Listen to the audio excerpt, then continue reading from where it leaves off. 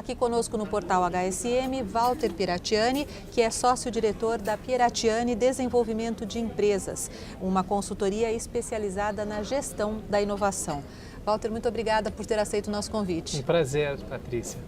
Eu gostaria de começar te pedindo para explicar brevemente o conceito de inovação aberta e de que maneira esse conceito está alterando a gestão. Muito bem, vem sendo chamado inovação aberta um movimento de aceleração, de fortalecimento dos projetos de inovação.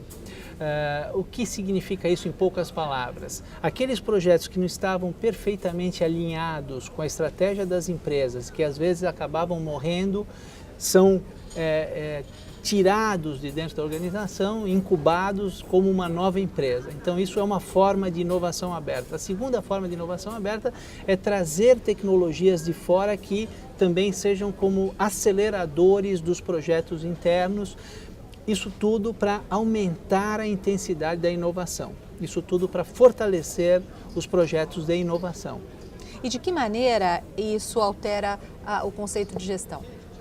Isso impacta, sobretudo, na intensidade da inovação dentro das empresas. Não altera, de fato, o conceito, o P&D central, a pesquisa e desenvolvimento continua fechada e protegida, mas a inovação aberta propicia uma proliferação maior do número de projetos e da inovação das organizações, permitindo inclusive compartilhar riscos entre organizações diferentes com o mesmo projeto, ou mesmo universidades e organizações, ou consumidores e organizações.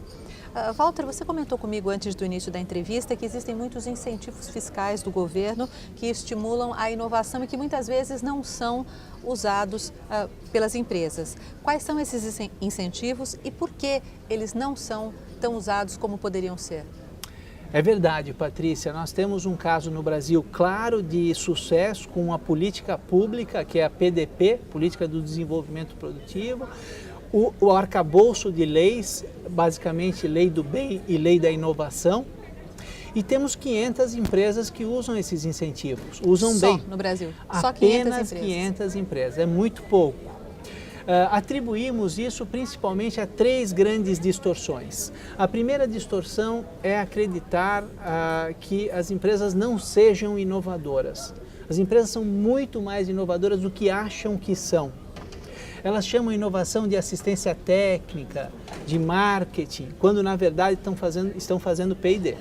A segunda distorção é que acham que isso é um planejamento tributário. É uma tremenda distorção.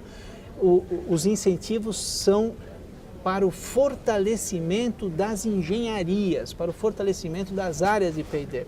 Então não é uma coisa para os contadores e para os controllers, e sim para o grupo de engenheiros. O ideal seria um comitê que combinasse essas duas competências.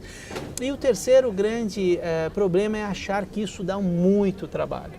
Então os empresários, Patrícia, preferem ficar se queixando do governo, dizendo que ele não dá dinheiro, ao invés de arregaçar as mangas e cumprir as etapas necessárias para esses incentivos.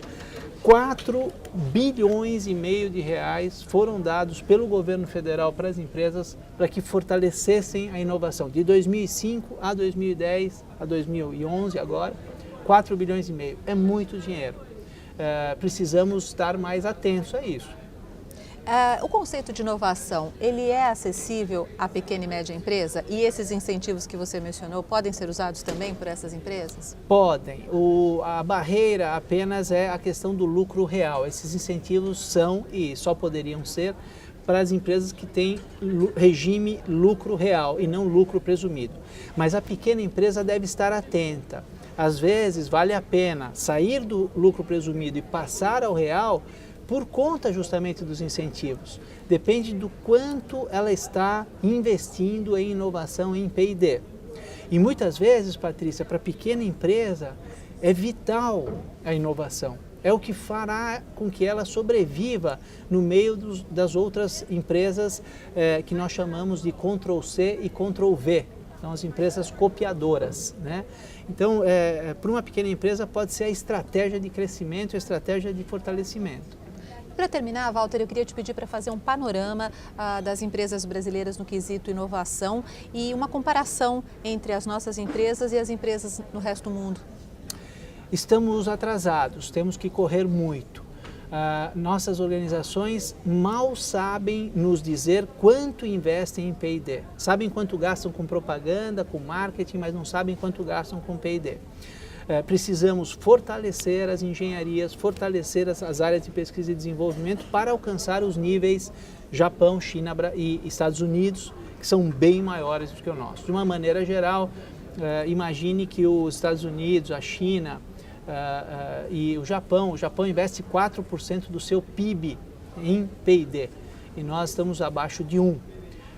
A China tem metas de investir 2% do PIB, que é um PIB muito maior que o nosso. Portanto, estamos atrasados, Patrícia, precisamos correr muito. Muito obrigada, Walter, pela sua participação. Que agradeço. Portal HSM, o melhor conteúdo de gestão.